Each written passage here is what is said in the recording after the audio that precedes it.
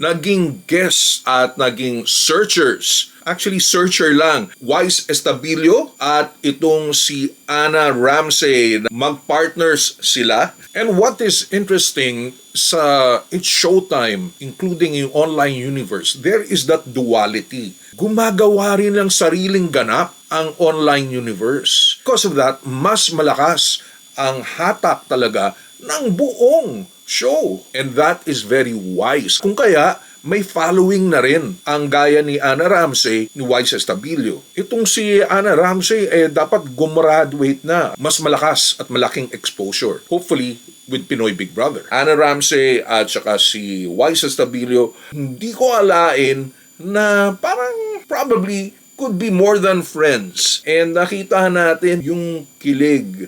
Tapos sabi naman ni Wise, tipong slowly but surely.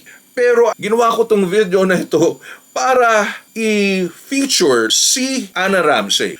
Talagang kinda umalma ako. Bakit pababalikin? You know, after mong iniwan, after mga masasakit na mga salita, she is funny. She has no qualms magpatawa. Even self-deprecate. This is a ready replacement for Tony Gonzaga. You know, love team. Di ba? Pwedeng-pwede yan. Parang mas gusto to sa Popeyes. Miss Chicha is waking up. ABS-CBN somehow has maintained that stature. Tinanong ko sa kanya, may multo ba rito?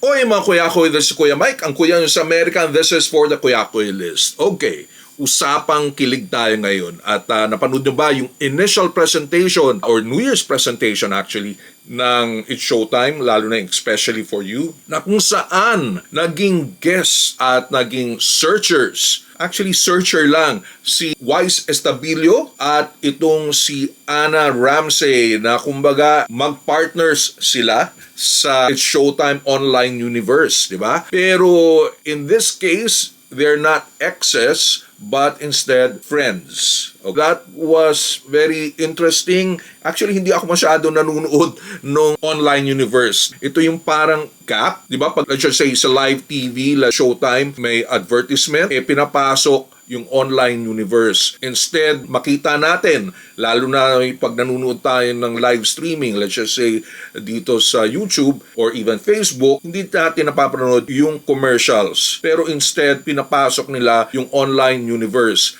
na may mga host din. No? So, I think sila Mariel Montellano at si JM De La Serna kasama sa mga host. So, in this case, sabi ko nga, at doon pinapasok din yung mga ni-interview nila, yung mga sumali sa mga games nila ng It's Showtime. After that, ni-interview kung may napanalunan or let's just say mga contestants ang tawag ng tanghalan, parang ganun. And what is interesting sa It's Showtime, including yung online universe, there is that duality. Meron yung nasa stage mismo, kaharap ang madlang people, and at the same time, meron ding sariling buhay na nangyayari dun sa online universe. Obviously, gumagawa rin ng sariling ganap ang online universe. And they have their fans, na devoted fans. And that's what they're doing right now with Wise Estabilio na Bidaman and si Anna Ramsey, Mariel Montellano,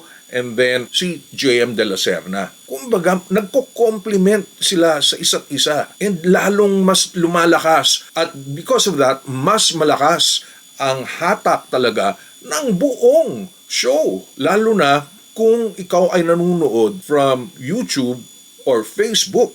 Kumbaga, 2-in-1 show ang nangyayari. And that is very wise. Kung sino man ang nagpakana nito, sino man ang nakapag-isip nito, it's not like they wanted to do it, but they had to do it. And that was good for ABS-CBN's It's Showtime. Kung kaya, may following na rin ang gaya ni Anna Ramsey ni Wise Estabilio. Itong si Anna Ramsey dapat gumraduate na. Pero baka pwede na rin siyang magkaroon mas malakas at malaking exposure. Hopefully with Pinoy Big Brother. But any case, first time nung New Year's Day, feature yung magkaibigan nga or magpartners na as host ng It's Showtime online universe na si Anna Ramsey at saka si Wise Estabilio na hindi ko alain na parang probably could be more than friends. Ika nga. And nakita natin yung kilig. Mga lalo na yung mga parinig ni Ana Ramsey, no? Na mabagal, si Wise, at para bang malay mo, baka may lumusot, may mauna sa'yo. Tapos sabi naman ni Wise, tipong ito yung sinasabi na slowly but surely. Meron doon, no? May angulo sila na pwede. Pero ginawa ko tong video na ito para i-feature lalong-lalo na si Ana Ramsey. Because as I mentioned before, na para bang nagkaroon ng ugong na kung saan daw ibabalik si Tony Gonzaga as host ng Pinoy Big Brother. Talagang kinda umalma ako. Bakit pababalikin? I don't know. The idea was floated para mag-react mga tao, para malaman nila kung okay nang bumalik si Miss Tony Gonzaga. And marami ang umayaw. Ayaw na nila na mga ganun na tipong, hey, after mong iniwan, after mga masasakit na mga salita, bibigyan pa natin ng chance ang isang Tony Gonzaga at na kung saan pumunta sa isang sitwasyon na alam nating hindi maganda, hindi maayos. And it only shows sa mga pangyayaring ito in terms of the governance ng presidente na si Marcos, why pababalikin pa? And then nabanggit ko noon, I think it would be nice for ABS-CBN executives, lalo na si Direk Loren Jogi, na tignan at i-consider itong si Miss Ana Ramsey as part of the host ng Pinoy Big Brother. Number one, maganda, may bearing. Pwede ngang isabak sa beauty contest. Second, kalog. Pinay na Pinay yung kanyang humor. She is funny. She has no qualms. Magpatawa.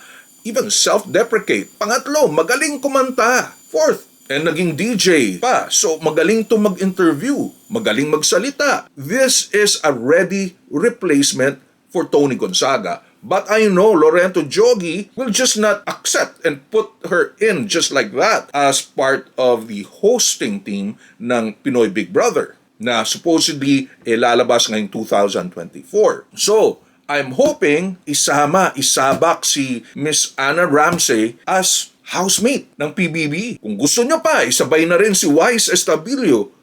Love team.